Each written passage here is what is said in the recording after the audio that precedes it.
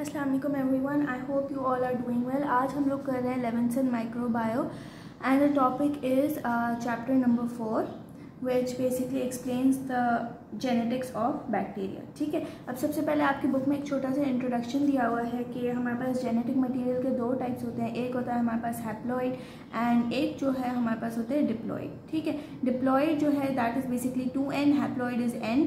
ठीक है, हैप्लॉइड किसके अंदर होता है? It is present in bacteria and the diploid genetic material is present in humans and other eukaryotic organisms। ठीक है, इसके अंदर प्रेजेंट होता है। उसके बाद ये आपको बता रहे हैं कि अगर कोई म्यूटेशन हो जाती है फ़र्ज़ करो, तो हैप्लॉइड जो ऑर्गेनिज्म होता है वो ज़्यादा इफेक्ट होता है। क्यों? क्योंकि इसके अंदर सिर्फ एक ही क्रोमोसोम होता है जो कि बहुत जल्दी ऑल्टर हो जाता है। ठीक है, हैप्लॉइड होता है ना, तो वो जल्दी ऑल्टर हो जाता है और वो different kind of protein produce करता है, या फिर वो कोई भी प्रोटीन नहीं प्रोड्यूस कर सकता क्योंकि वो उसमें म्यूटेशन हो जाती है और वो कम्प्लीटली तबाह बर्बाद हो जाता है। सेकंड है हमारे पास ये डिप्लॉइड जो कि बेसिकली यूकैरियोट्स में होते हैं एंड इसके अंदर दो जीन्स होती हैं। एक होती है हमारे पास डोमिनेंट जीन एंड दूसरी हमारे पास होती है रिसेसिव जीन। ठीक है, डोमिनेंट जीन वो होती है जो अपने आप को एक्सप्रेस करती है एंड रिसेसिव जीन अपने आप को एक्सप्रेस नहीं कर सकती। So these are the two types. ये छोटा सा एक इंट्रोडक्शन है of the genetics. Next we move on to the mutation.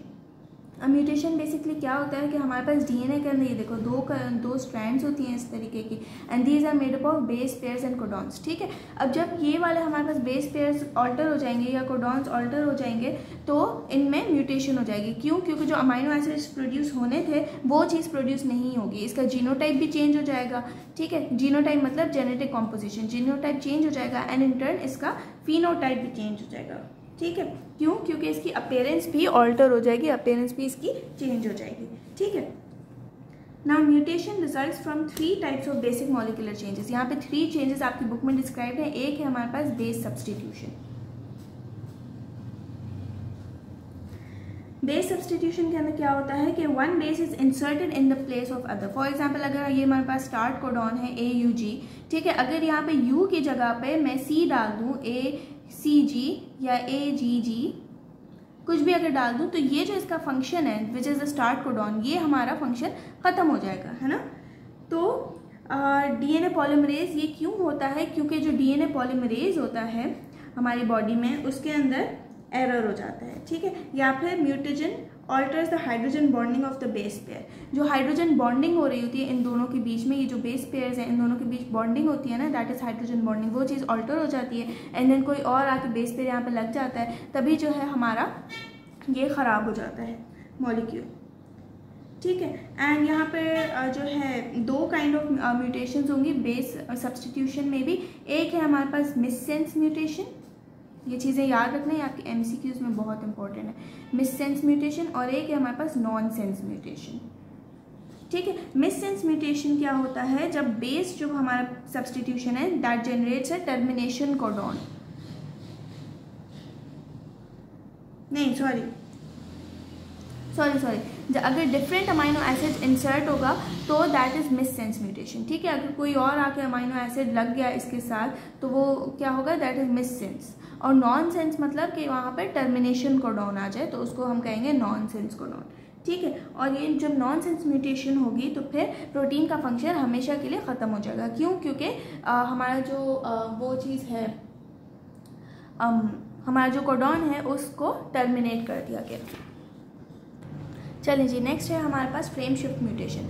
Frame shift mutation में क्या होता है? जैसे फॉर एग्जांपल हमारे पास ये AUG, ये हमारे पास एक कोडॉन है। अब अगर मैं इसके साथ और जो है डाल दूँ AAG, ACG, AUG, GAU, इतने सारे अगर मैं डाल दूँ तो इसका जो फ्रेम होगा, जिस तरीके से इसको काम करना है वो चीज़ शिफ्ट कर जाएगी। कुछ बेसिस ऐड होंगे इसके अंदर, जैसे मैंने ये इतने सारे बेसिस ऐड कर दिए, कुछ बेसिस इसमें से डिलीट हो जाएंगे। ठीक है, तो इसकी वजह से क्या होगा? रॉन्ग अमाइनो एसिड प्रोड्यूस हो जाएगा। फॉर एग्जांपल अगर जैसे मेरा ये वाला फ्रेम मैंने ले लिया तो this would not produce a codon AUG, बल्कि ये AUA प्रोड्यूस कर देगा विच इज़ रॉन्ग। ठीक है, तो this is known as frame shift mutation. Number 3 हमारे पास क्या है? ट्रांसपोजोन्स। पिछली वीडियो में हमने पढ़ा था कि बेसिकली ट्रांसपोजोन्स क्या होते हैं? These are the genetic material जो कि DNA होता है that is being transferred and it is inserted into the genome from one bacteria to another through a pilus. ठीक है, ये ट्रांसफर होते हैं, सही है। जब ये चीज़ें इंसर्ट होंगी, एक बैक्टीरिया से दूसरे बैक्टीरिया के अंदर जेनेटिक मटेरियल जाएगा, तो उस वजह से हमारा जो जीन्स होती हैं ऑलरेडी जो इस बैक्टीरिया के अंदर मौजूद होंगी, वो जीन्स भी हमारी ख़राब हो जाएंगी, ठीक है, जब उसके अंदर एक्स्ट्रा जेनेटिक मटेरियल हम डालेंगे। और अगर हम कोई और उसके अंदर सीक्वेंस इंजेक्ट करके इंसर्शन सीक्वेंसेस डालेंगे तब भी ख़राब हो जाएगा। सही। अब म्यूटेशन के अंदर केमिकल्स भी आ जाते हैं। यहाँ पे आपको केमिकल म्यूटेशंस का भी दिया हुआ है। आप अपनी बुक साथ खोल के रखेंगे ना तो आपको हर चीज़ क्लियर होती जाएगी। मैं यहाँ पर हूँ, mutations can be caused by chemical, radiation और viruses. Chemicals act in different ways, ठीक है।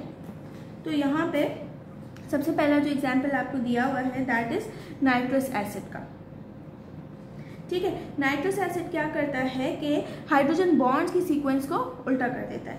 Nitrous acid and other alkylating agents जो हाइड्रोजन बॉन्ड्स बनने होते हैं उनकी सीक्वेंस को डिफरेंट कर देता है, ठीक है। फॉर एग्जांपल जैसे यहाँ पे एडेनिन हमारे पास हाइड्रोजन बॉन्ड बनाते हैं किसके साथ, थाइमिन के साथ, और साइटोसिन हमारे बॉन्ड बनाते हैं गुआनिन के साथ। अब जब नाइट्रस एसिड मैं इसको दूंगी तो साइटोसिन का बॉन्ड बन जाएगा थाइमिन के साथ और एडेनिन का बॉन्ड बन जाएगा गुआनिन के साथ। तो इस तरीके से हमारा पूरा जो जेनेटिक मटीरियल है उसकी पूरी सीक्वेंस हमारी उल्टी हो जाएगी, ठीक है। नेक्स्ट हमारे पास जो एग्जाम्पल दिया हुआ है दैट इज 5-ब्रोमोयूरैसिल, ठीक है।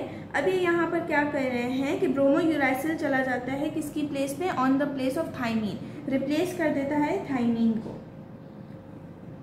ठीक है। अब ये क्या कह रहा है यहाँ पे कि चलो जी, ये यहाँ पे ये कह रहा है कि थाइमीन के अंदर जो है वो हाइड्रोजन की बॉन्डिंग कैपेसिटी ज़्यादा होती है, ठीक है, लेकिन 5-ब्रोमोयूरैसिल के अंदर हाइड्रोजन बॉन्डिंग की कैपेसिटी कम होती है। तभी 5-ब्रोमोयूरैसिल एडेनिन के साथ नहीं बाइंड करता है लेकिन वो जाके गुआनिन के साथ बाइंड कर जाता है, ठीक है। तो ये क्या करता है, एडेनिन और जो थाइमीन का पेयर होता है सबसे पहले तो वो थाइमीन को रिप्लेस करता है और यहाँ पर ब्रोमोयूरैसिल आ जाता है। लेकिन ब्रोमोयूरैसिल की हाइड्रोजन बाइंडिंग कैपेसिटी कम होती है, तभी वो एडेनिन के साथ बाइंड नहीं कर सकता एंड तभी वो जाके किसके साथ बाइंड करता है, गुआनिन के साथ बाइंड कर देता है, ठीक है। गुआनिन के साथ बाइंड करेगा 5-ब्रोमोयूरैसिल, तभी ट्रांजिशन होगा from a adenine to thymine pair से guanine and cytosine base pair में, और यहाँ पे म्यूटेशन प्रोड्यूस हो जाएगी। क्यों? क्योंकि ये थाइमीन के साथ भी इसने बॉन्ड तोड़ दिया लेकिन वो एडेनिन के साथ बाइंड नहीं हो सका, तो फिर वो यहाँ पर आके एंड देन 5-ब्रोमोयूरैसिल गुआनिन के साथ बॉन्डिंग कर लेता है, ठीक है। थर्ड जो आपको एग्जाम्पल दिया हुआ है नंबर 3 पे आपके पास है बेंजपायरीन। बेंजपायरीन कहाँ पे होता है, बेसिकली जो हमारा सिगरेट टोबैको का स्मोक होता है उसके अंदर होता है एंड ये बाइंड करता है किसके साथ, डीएनए बेसिस के साथ and it simply causes what, it simply causes a frame shift mutation, ठीक है। तो बस आपने ये चीज़ याद रखनी है अपने एमसीक्यूज के लिए कि जो बेंजपायरीन होता है वो डीएनए बेसिस पे एक्ट करके और फ्रेम शिफ्ट म्यूटेशन कॉज करता है जिसकी वजह से डीएनए की सीक्वेंस हमारी ख़राब हो जाती है, ठीक है। और all of these materials which are formed in tobacco smoke they are known as carcinogens. Carcinogens मतलब वो कैंसर कॉज करते हैं। क्यों कॉज करते हैं? क्योंकि उनकी वजह से एक फ्रेम शिफ्ट म्यूटेशन हो जाती है जिसकी वजह से डीएनए जो बेसिस हैं वो सारे ऑल्टर हो जाते हैं, ठीक है। नेक्स्ट हम मूव करते हैं on x ray and ultraviolet light. सबसे पहले एक्सरेज किस तरीके से डीएनए को डैमेज करते हैं इसके आपको दिए हुए हैं चीज़ें, तो मैं भी ये पॉइंट्स लिख लेती हूँ। By breaking the covalent bonds that hold ribose phosphate together, ठीक है। जो भी कोवेलेंट बॉन्ड्स होते हैं इसके अंदर राइबोस फॉस्फेट के बीच में उनको एक्सरेज तोड़ देता है। नंबर 2 क्या है, फ्री रेडिकल्स की प्रोडक्शन, ठीक है, आयनाइजेशन कर देता है और फ्री रेडिकल्स को प्रोड्यूस करता है। नंबर 3 क्या होता है, जो इलेक्ट्रॉन्स होते हैं उनको ऑल्टर कर देता है, ठीक है। और उसके बाद नंबर 4 क्या चीज़ है, हाइड्रोजन बॉन्डिंग हमारी चेंज हो जाती है, ठीक है। ये है एक्सरेज के साइड इफेक्ट्स। कोवेलेंट बॉन्ड्स को तोड़ देगा, राइबोस फॉस्फेट को तोड़ देगा, आपस में फ्री रेडिकल्स प्रोड्यूस करेगा, इलेक्ट्रॉन्स की ऑल्ट्रेशन हो जाएगी और हाइड्रोजन बॉन्डिंग भी चेंज हो जाएगी। नेक्स्ट है हमारे पास यूवी रेडिएशन,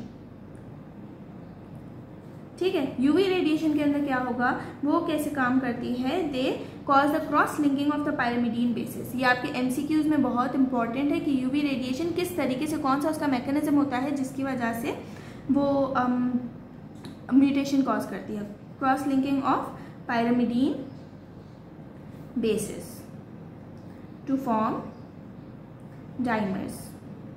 ठीक है, क्रॉस लिंकिंग की वजह से क्या होता है, डीएनए की एबिलिटी कम हो जाती है टू रेप्लिकेट, डीएनए रेप्लिकेशन नहीं होती। ठीक है, ख़त्म हो जाती है। उसके बाद नेक्स्ट है हमारे पास लीथल म्यूटेशंस, और दीज आर कंडीशनल। कंडीशनल क्यों होती हैं, because they are only expressed in some conditions. For example जो टेम्परेचर सेंसिटिव ऑर्गेनिजम्स होते हैं जो कि म्यूटेट करते हैं, वो करते हैं म्यूटेट जब उनको टेम्परेचर हाई मिलता है, फॉर एग्जांपल 37 डिग्री सेल्सियस, वो 32-31 डिग्री सेल्सियस में नहीं म्यूटेट कर सकते। ठीक है, तभी इट इज़ कंडीशन। अगर एक स्पेसिफिक कंडीशन फिल होगी, that is if the temperature is high enough, तभी वो चीज़ ग्रो करेगी। ठीक है, और यहाँ पर जो लीथल म्यूटेशन है उसका एक एग्जांपल आपको दिया हुआ है, इन्फ्लुएंजा वायरस। अभी आप मुझे बताओ कि नाक में क्यों हमारे इन्फ्लुएंजा होता है, हमें नोज़ में क्यों फ्लू होता है, हमारे लंग्स में क्यों फ्लू नहीं होता, क्योंकि लंग्स हमारी बॉडी के अंदर हैं। ठीक है, एंड बॉडी का इंटरनल जो हमारा टेम्परेचर है दैट इज़ 37 डिग्री सेल्सियस, लेकिन जो आउटसाइड जो नोज़ का हमारा टेम्परेचर है, नोज़ एंड ये जो हमारे नेजल कैविटी का, उसका टेम्परेचर कम होता है, दैट इज़ 32 डिग्री सेल्सियस। ठीक है, तो इन्फ्लुएंजा को क्या चाहिए, इन्फ्लुएंजा ऐसा वायरस है जो कि कम टेम्परेचर में ग्रो कर सकता है। ठीक है, इसकी ये कंडीशन म्यूटेशन है कि ये कम टेम्परेचर में ही ग्रो करेगा, ज़्यादा टेम्परेचर होगा तो ये नहीं ग्रो करेगा। तभी the influenza occurs in knows and the nasal cavity, और अगर लंग्स में होना होता है तब वो इन द फॉर्म ऑफ नमूनिया हो जाता है। ठीक है, लेकिन वो बहुत कम होता है, हमेशा ऐसा नहीं होता कि जब भी हमें फ्लू हो तब हमें नमूनिया ही हो जाए। तो that is the reason for it, and the reason is condition lethal mutation. ठीक है, तो ये चीज़ आप याद रखना। नेक्स्ट हम पैराग्राफ में मूव करते हैं, transfer of DNA between bacterial sales. ठीक है, अब सबसे पहले किस तरीके से ट्रांसफर होता है, सबसे पहले तो हमारे पास एक है ट्रांसपोजोन्स। ठीक है, ये क्या करते हैं, ये डीएनए की कॉपी को सिंथेसाइज करते हैं एंड उसको ट्रांसफर कर देते हैं from one bacteria to another through a structure that is known as plasmids. ठीक है, प्लाज्मिड्स से कॉन्जुगेशन होती है एंड देन ट्रांसफर हो जाता है। तो this is important for what, this is important for antibiotic resistance. ठीक है, अब दूसरा एक चीज़ है, ये नंबर 1 मैकेनिज्म था by the transposons, and number 2 is by programme rearrangements. ये आपकी बुक में बोल्ड करके लिखा हुआ है, प्रोग्राम रीअरेंजमेंट्स। अब ये किस में देखा जाता है, this is seen in Neisseria gonorrhoeae. ठीक है, और इसके अंदर ये होता है कि जीन मूव कर जाती है from one place to another. जैसे फॉर एग्जांपल यहाँ पर the gene is present but over here the gene is not present, right, this area is basically silent, so this gene is being transferred from one area to another from where the gene is present to where the gene is not present and it is not expressed. ठीक है, अब यहाँ पर होती हैं बहुत ज़्यादा silent jeans होती हैं जो कि मूव करती रहती हैं। ठीक है, and this allows the host for an immune response. ठीक है, जब ये जीन की मूवमेंट होती है तो फिर जो होस्ट होता है उसको पता चलता है कि नहीं यार ये फॉरेन जीन्स मूव कर रही हैं मेरे अंदर, तो फिर ये क्या करते हैं, they cause an immune response. Okay, चलिए जी, तो next we move on to the transfer of DNA between bacterial cells. यहाँ पे बेसिकली आपको 3 मैकेनिज्म दिए हुए हैं। फर्स्ट वाला पहले हम डिस्कस कर देते हैं, that is conjugation. And conjugation क्यों होता है, in order to transfer antibiotic resistant genes from one bacteria to another bacteria. ठीक है, सबसे पहले क्या होता है, डीएनए ट्रांसफर होता है, एक यहाँ पे ये बैक्टीरिया है और ये दूसरा बैक्टीरिया है। This bacteria is the donor. Donor का मतलब है कि इसके अंदर एक स्पेसिफिक जेनेटिक मटेरियल होगा जो कि ट्रांसफर होगा into this bacteria, and this is the recipient bacteria. ठीक है, और क्या चीज़ ट्रांसफर होती है, डीएनए ट्रांसफर होता है। किस तरीके से ट्रांसफर होता है, फर्स्ट सबसे पहले एफ प्लाज्मिड प्रोड्यूस होता है, and what is F, F is the fertility factor of this plasmid. जिस तरीके से ये जीन्स ट्रांसफर होती हैं from one cell to another, from the donor cell to the recipient cell. ठीक है,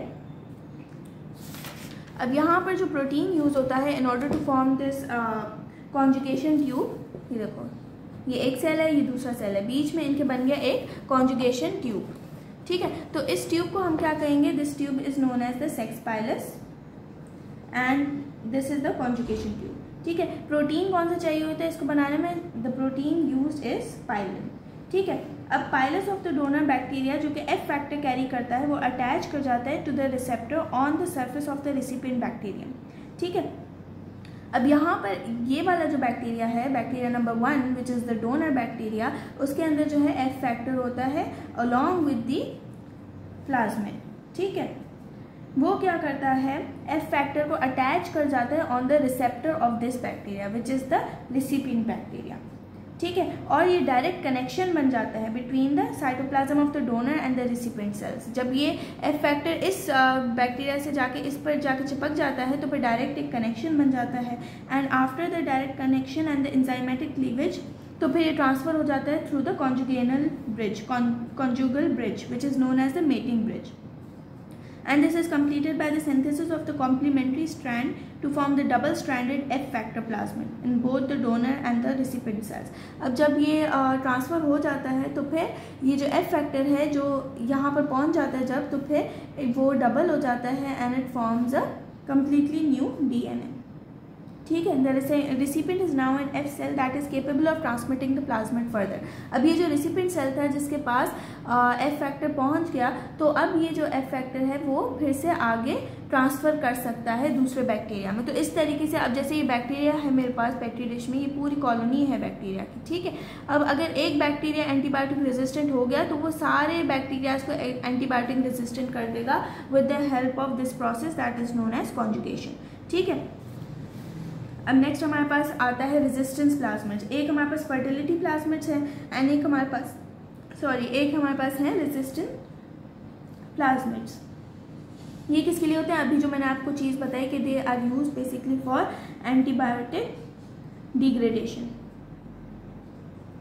और ये किसको इनकोड करते हैं, दे इनकोड द बीटा लैक्टेमेसेस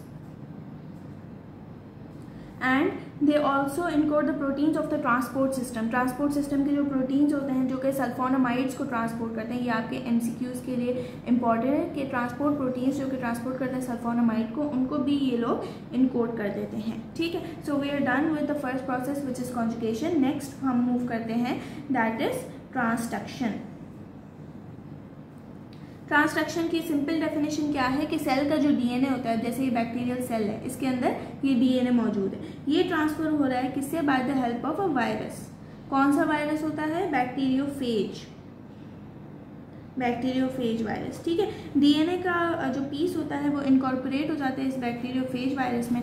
ये बेसिकली ये चीज़ तो हमने इंटर में भी पढ़ी है कि इस टाइप का होता है, इस तरीके का ये वायरस होता है, एंड वायरस का ये जो बैक्टीरियल जो DNA का पीस है वो आके इस वायरस के अंदर इनकॉर्पोरेट हो जाता है and it is being carried into the new recipient cell at the time of infection. अब ये जो वायरस है वो इस बैक्टीरिया में से दूसरे जो बैक्टीरियाज होंगे उनमें ये वाला सेम जीन लेकर जाके ट्रांसफ़र कर देता है जब ये वायरस जाके बैक्टीरिया को इन्फेक्ट करता है, ठीक है।